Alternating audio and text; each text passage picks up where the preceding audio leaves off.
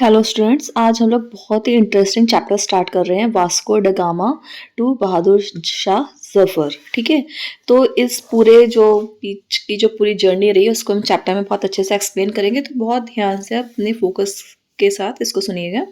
सबसे पहले आप देखेंगे कि 1481 में जब जॉन सेकंड पोर्टुगल को, जो उनके वहाँ के किंग थे, उनको ऐसा लगा कि मुझे अपने रॉयल को, अपने राज्य को, साम्राज्य को बढ़ाना चाहिए। ठीक है, तो मुझे कैपिटल चाहिए। ठीक है, मुझे मतलब अपने आप को कैपिटली स्ट्रॉन्ग करना है।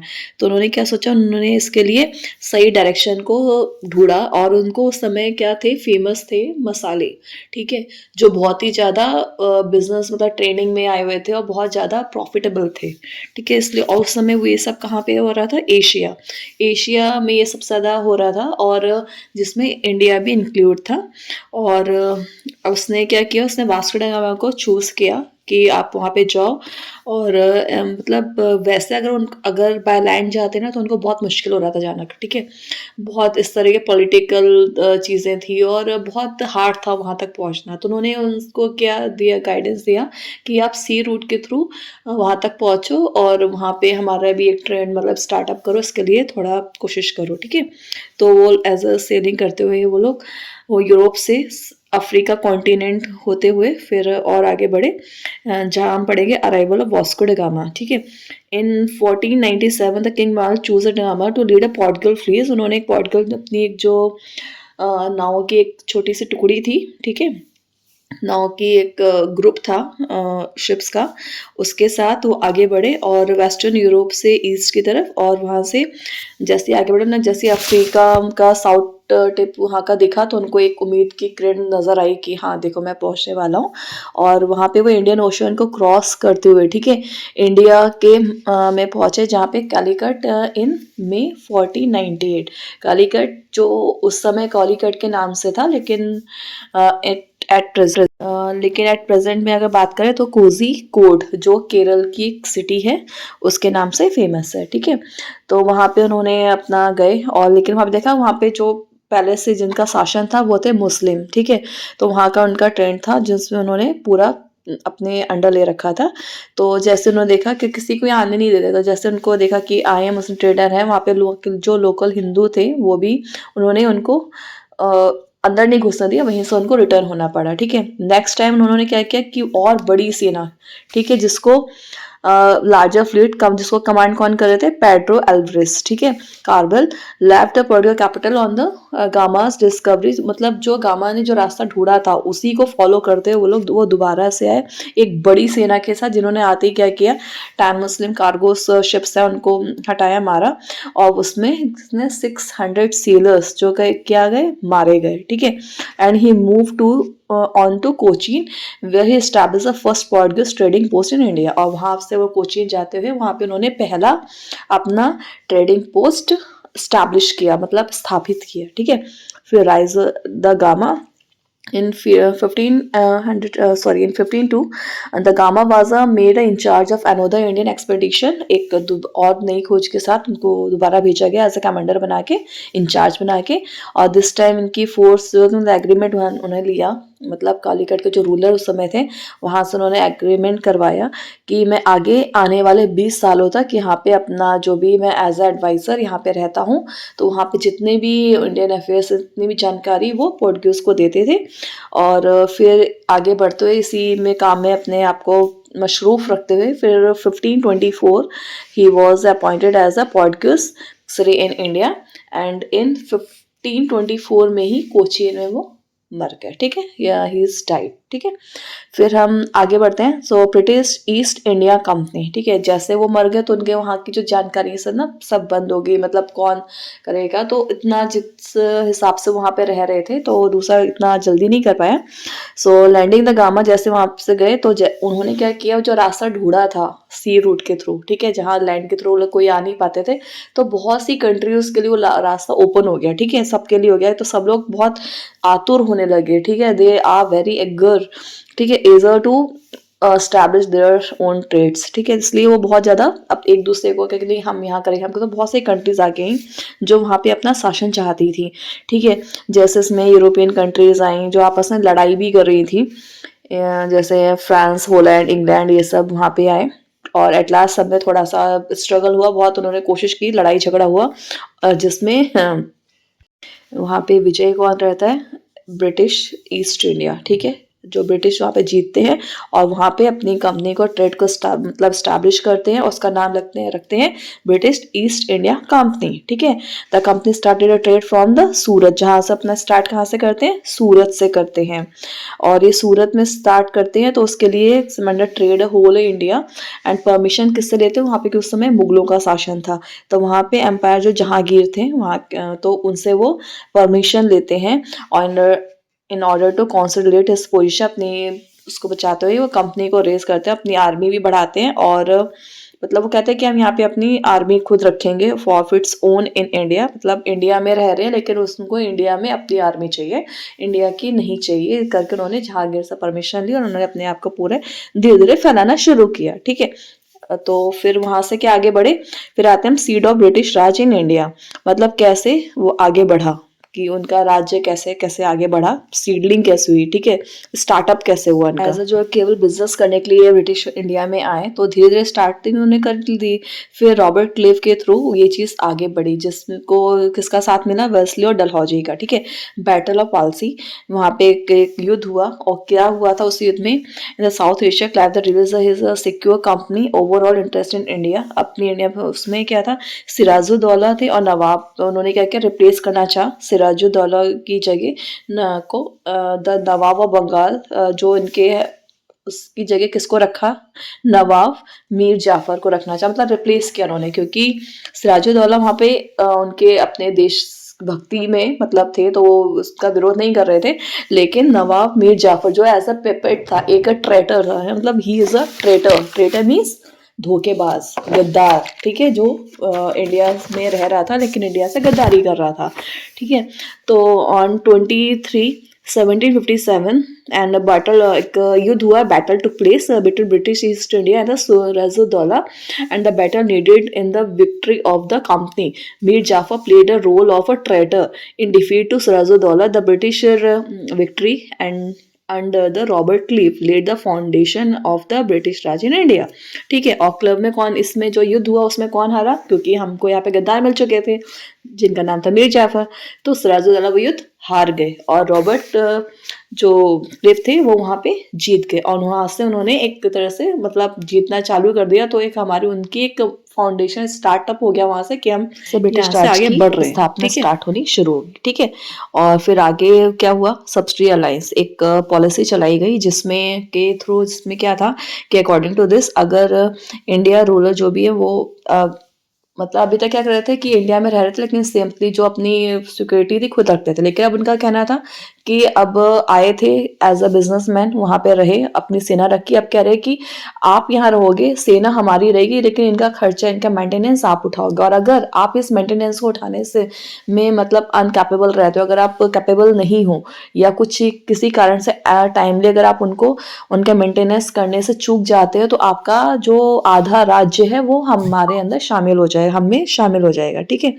और इसी के चलते उन्होंने क्या किया, 1801 में अवध को बाय फोर्स आधी उनका राज्य ले लिया, क्योंकि वो वहां की सेना को में करने से असफल रहे, इसलिए, और मतलब किसी को अलाउ भी नहीं था कि वो अपनी सेना खुद रख सके, कोई भी राज्य, ठीक है, तो वहां पे सेना हमेशा ब्रिटिश की रहेगी, उनका रूल बना दिए थे उन्होंने। फिर आगे हम बढ़ते हैं तो वहां पे हमको मिलता है डॉक्ट्रिन ऑफ लैप्स, ठीक है। यहाँ पे एक नई पॉलिसी थी, इस पॉलिसी के थ्रू क्या था कि जो भी मतलब ब्रिटेन मतलब अपनी बढ़ाने के लिए स्टेट्स को उन्होंने क्या किया कि अगर कोई भी राज्य, ठीक है, कोई भी राजा नेचुरल डेथ नहीं मर के अगर बीच में कोई इसलिए डेथ हो जाती है और वो डेथ तो उसका राज्य पूरा ब्रिटिश के अंडर आ जाएगा, या फिर वो मरते समय अपना कोई मतलब उत्तराधिकारी, मेल उत्तराधिकारी अगर नहीं छोड़ के मरता है, तो वो भी वो स्टेट का जो भी राज्य है वो ब्रिटिश के अंडर आ जाएगा, ठीक है। तो ये पॉलिसी भी उन्होंने लगाई। फिर इससे सब में क्या हुआ, बहुत सारे विरोध होने लगे। और फिर इस सबको करते करते फिर ये उसे सतारा 1848 में संभलपुर, नागपुर, झांसी, ये सब मतलब एक तरह से आग मतलब में घी का काम कर रहे थे, ये ब्रिटिश ये सब पॉलिसीज लगा रहे थे, ठीक है। तो ये इन्होंने 1857 में ग्रेट रिवॉल्ट, एक क्रांति का रूप ले लिया, ठीक है। क्रांति तो हो रही थी, इसके लिए बहुत सारे इकोनॉमिक कॉज थे, मतलब इतना ज़्यादा यहाँ पे इंडियंस को फोर्स किया जाता था कि वो सिर्फ दो ही चीज़ की खेती करें, वो थी कॉटन और इंडिगो, इसके अलावा कोई चीज़ नहीं उगाने देते थे। और जो भी ग्रेन्स होते थे वो बहुत महंगे दामों में इंडियन से खरीदते थे, मतलब कुछ अगर नीड होती थी तो उनको देना मतलब बेचते थे। तो इस तरह से उनकी जो मतलब इतना ही वो लोग उगा पाते थे, बस जो अपना पेट भरने के लिए, इसके अलावा कुछ नहीं। आर्टिशियन क्राफ्टमैन भी आए जिन्होंने बड़ी स्केल अपना खुद का काम होना शुरू किया, मैन्युफैक्चरिंग शुरू करी, लेकिन वो क्या करते थे, ब्रिटिश से ले लेते थे बहुत कम दामों, बहुत कम पेमेंट उन्हें करते थे और उनको ले लेते, इसलिए उनकी जो इकोनॉमिक थी वो बिगड़ने लगी थी, अर्थव्यवस्था उस समय की खराब हो रही थी। पॉलिटिकल कॉजेस क्या हुए, इतने अलायंस लगा दिए, इससे जो सारे राज्य उनकी तरफ ब्रिटिश की तरफ जा रहे थे और मतलब इंडियंस के पास कुछ नहीं बच रहा था, जिसमें सबसे आगे सामने आई थी रानी लक्ष्मीबाई और उनके जो चचेरे भाई थे, मतलब भाई जिनको बोलते थे नाना साहेब, जिन्होंने फाइट करना सिखाया था। तो ये दोनों ब्रिटिश के बहुत कट्टर दुश्मन बन चुके थे, ठीक है। रिलीजियस कॉजेस क्या आया उस समय, कॉज ये आया कि जितने भी ब्रिटिश गवर्नमेंट थी, ठीक है, उनके मतलब लोगों के धर्मों को तोड़ रही थी, ठीक है, और जबरदस्ती उनको क्रिश्चियनिटी में कन्वर्ट करवा रही थी, उनका धर्म परिवर्तन कर रही थी, ठीक है। और जो भी टेम्पल थे, मॉस्क थे, जो जमीनें मतलब सब जला देती थी या बर्बाद कर रही थी पूरी तरह से, मतलब रिलीजियस उनका खत्म कर रखा था। मिलिट्री कॉज आया, फिर इसके बाद मिलिट्री कॉज में क्या हुआ, 80% जो टोटल मतलब ब्रिटिश में 80% इंडियंस थे, जो ब्रिटिश की सेना थी उसमें 80% इंडियंस थे, जिनको क्या नाम दिया गया, सिपॉइज, ठीक है। उसमें उनको कभी उनका प्रमोशंस नहीं होते थे, जो भी हायर ऑफिसर्स की जो जगह थी वहाँ पे ब्रिटिश ही रखते थे, कोई प्रमोशन नहीं, पेमेंट बहुत लो था, ठीक है। सेम पोस्ट है लेकिन जहाँ ब्रिटिश अगर कोई काम कर रहा है उसकी पेमेंट हाई है, बट इंडियन है तो उसकी पेमेंट बहुत लो है, ठीक है। कोई भी एवेन्यूज प्रमोशन से कुछ भी उनके लिए बंद थे हमेशा। फिर इमीडिएट कॉज क्या हुआ, हमारे सामने आए मंगल पांडे। मंगल पांडे जो एक बहुत अच्छे उसमें अपने उनकी पीछे बहुत बड़ी सेना थी उस समय, जो उन्होंने क्या देखा, राइफलें दी जा रही थी, उसमें जो कैटराइज का यूज हो रहा था, ठीक है, वो किससे कवर था, ग्रीस पेपर से कवर होता था, इसको लोग मुंह से खींच के चलाते थे। और वो ग्रीस पेपर किससे बना हुआ था उसमें काउ और पिग, इन दोनों का फैट यूज कर रहे थे वो लोग, ठीक है। तो ये सब देखते मतलब जो मंगल पांडे थे उन्होंने इनका विरोध किया और उनके फॉलोअर्स बहुत ज्यादा थे, इसलिए उनके फॉलोअर्स जितने भी थे सभी ने इसका विरोध किया। और ये विरोध आगे ना बढ़े इसलिए अंग्रेजों ने उनको, मंगल पांडे को फांसी पर लटका दिया और ये विरोध को वहीं पे स्टॉप कर दिया, ठीक है।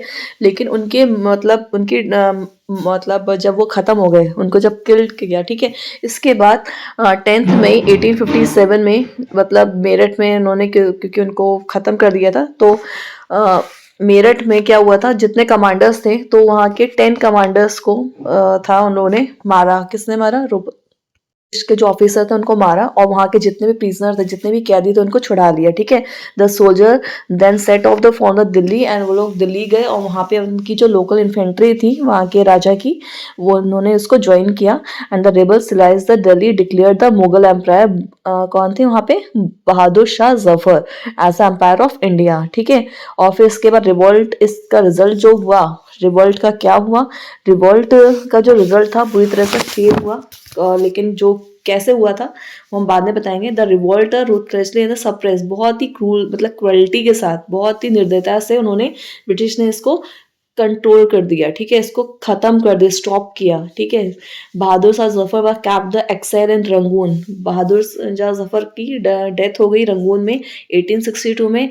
And the parliament of the United Kingdom withdraw, उन्होंने एक रूल निकाला, एक लॉ पास किया जिसमें British East India company rule करेगी, इंडिया पे डायरेक्ट रूल करेगी।